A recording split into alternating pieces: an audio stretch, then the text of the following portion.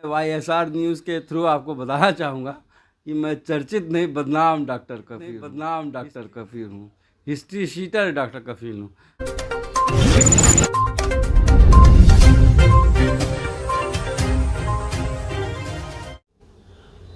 उत्तर प्रदेश गोरखपुर के चर्चित डॉक्टर कफील खान इस वक्त हमारे साथ में मौजूद है। आज उन्होंने अपनी बुक लॉन्च की है जिसका नाम है द गोरखपुर हॉस्पिटल ट्रेजेडी। क्या कहेंगे कफील खान साहब, आपने एक बुक लॉन्च की है और वो बुक लॉन्च से पहले ही आपके घर पर कुछ लोग दस्तक दिए हैं। कौन लोग हैं वो? तो इसीलिए तो कह रहा हूँ, मैं YSR न्यूज़ के थ्रू आपको बताना चाहूँगा कि मैं चर्चित नहीं बदनाम डॉक्टर कफील हूँ। हिस्ट्री शीटर डॉक्टर कफील हूँ। उन्होंने सफाई दे दी है जो लोग गए थे कि हम लोग तो हालचाल जानने आए थे। तो मैंने कहा जब हालचाल जानने आए थे तो एक आदमी आया था, पूरा पुलिस का बल लेके पहुंचने की ज़रूरत क्या थी। और अगर आपने वीडियो या फ़ोटो देखा होगा तो देखा होगा कि 4 पुलिस वाले एक दूसरे की फ़ोटो भी खींच रहे हैं। मेरी अम्मी रहती हैं, ज़ईफ़ हैं, इतना सब कुछ 5 साल में सहन कर लिया है। घर पे कोई था नहीं, औरतें थीं तो वो बेचारे डर जाती हैं। उनको एक दिल में डर बैठ गया है कि फिर से गिरफ़्तार कर लेंगे, फिर से कुछ ना करें।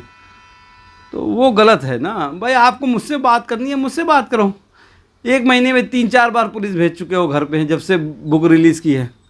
अभी 1 महीना हुआ है मुझे किताब रिलीज़ किए हुए 4 बार आप पुलिस भेज चुके हो, तो ये गलत है। कफील खान साहब, आपने बुक में ऐसा क्या लिखा है जो आपकी परेशानी तो हर कोई जानता है।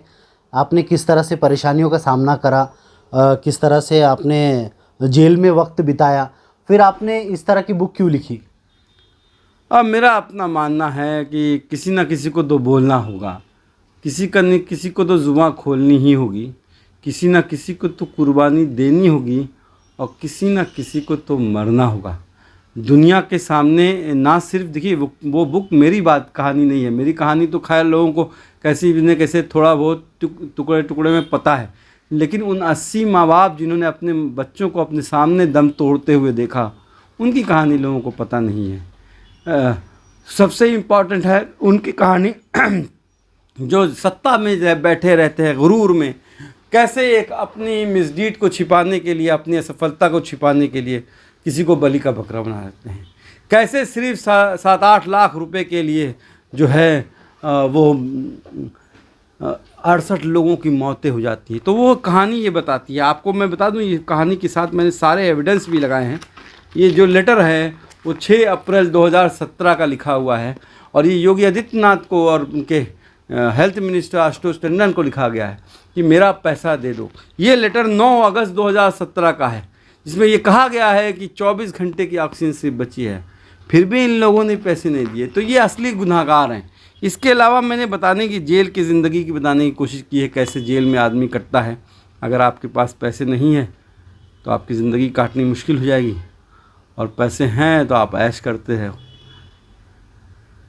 हेल्थ सिस्टम पे हमने और आपने देखा है कि कैसे अप्रैल मई में 2021 में बड़े बड़े शहर दिल्ली, मुंबई, कोलकाता, बेंगलोर में भी लोगों को ऑक्सीजन के लिए, बेड के लिए, दवा के लिए तरसना पड़ा, तड़पना पड़ा, मरना पड़ा।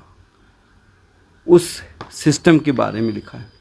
चुनाव नज़दीक है, चुनाव के नज़दीकी बुक लॉन्च की है आपने, क्या अर्थ निकाला जाए इसका?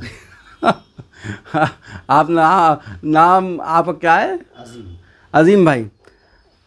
असीम भाई, अच्छा ये आपने योगी से क्वेश्चन पूछिएगा चुनाव से पहले मुझको बर्खास्त क्यों किया है।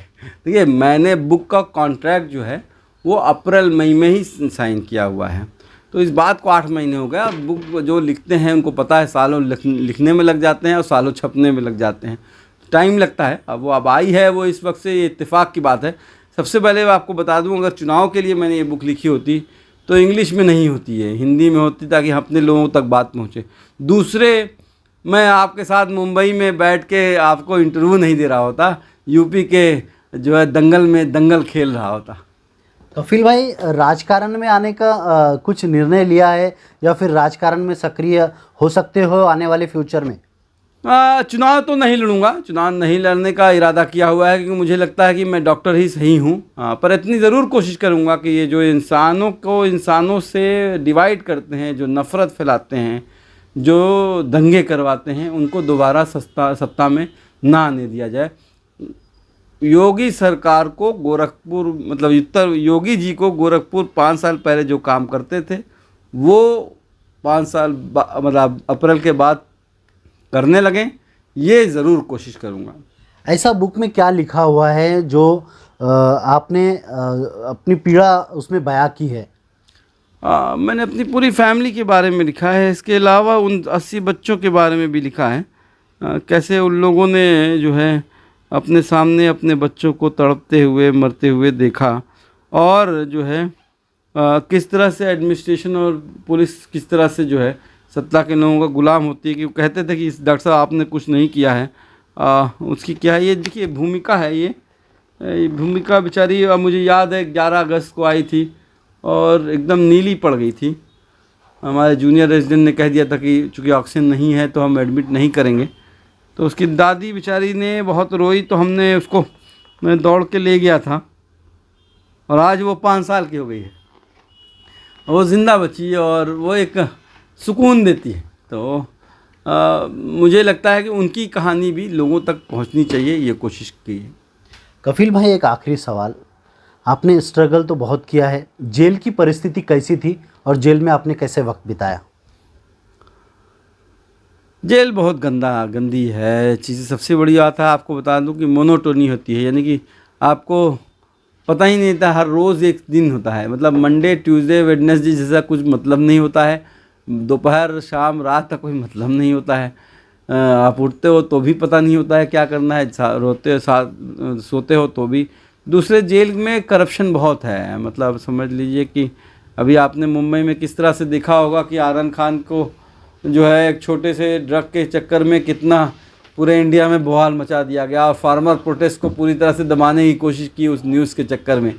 लेकिन जेल में चरस गांजा तो बिकता है, बस बढ़ता ही रहता है, ड्रग्स जो हैं मिलती ही रहती हैं, और लोग जो हैं वो अगर आपके पास पैसा है तो करता है। हम लोग जिस बैरक में रहते थे वो करीब 180-200 लोग रहते थे, एक टॉयलेट था। बगल के बैरक में मंत्री जी रहते थे, वो अकेले रहते थे, टीवी और बेड के साथ रहते थे। तो जेल की ज़िंदगी बहुत टफ है। आप सबसे गुजारिश है, वाईएसआर के माध्यम से मैं कहना चाहूँगा, ये बुक अमेज़न पे अवेलेबल है, और बाकी किसी भी बुक स्टोर, अच्छे बुक स्टोर पे जाएंगे अवेलेबल है। बहुत महंगी नहीं है, 500 की है, लेकिन आपको डिस्काउंट के साथ 300-350 की मिल जाती है। कोशिश है इंशाल्लाह जल्द ही हिंदी, उर्दू और मराठी का तो बात भी हो गई है, मार्च में मराठी का पब्लिकेशन हो जाएगा। ये थे डॉक्टर कफील, इन्होंने बड़ी स्ट्रगल की है अपनी लाइफ में, इस तरह का बुक में इन्होंने बयां किया है। काफ़ी अच्छी बुक है। इस बुक के लॉन्चिंग के वक्त सोशल एक्टिविस्ट तीस्ता सितेलवाड़, सुशांत सिंह भी मौजूद थे, और काफ़ी सोशल एक्टिविस्ट भी मौजूद थे। मैं गुजारिश करता हूँ उन लोगों से जो हमारा चैनल देख रहे, ज़रूर बुक खरीदें, और उनकी व्यथा इसमें उन्होंने बयां की है। किताब वाईएसआर न्यूज़ को मेरी तरफ से मैं आज़िम साहब से गुजारिश करूँगा कि पढ़िएगा ज़रूर, और पढ़ के फिर एक और वीडियो बनाइएगा इंशाल्लाह। Thank you so much.